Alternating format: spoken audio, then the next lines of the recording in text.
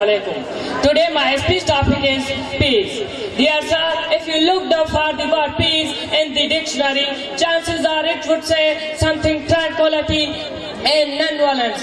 If you search for a synonym, it might even say a trust. I think peace is far more than just a trust.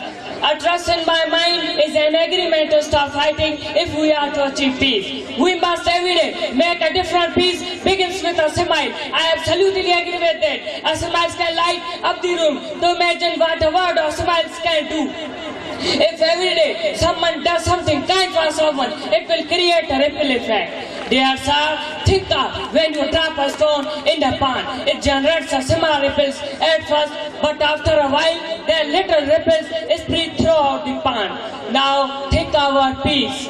If someone apologizes to someone else and they do the same, imagine what we can achieve. Now in my speech, I like to say, always keep smiling because peace begins with a smile. Thanks.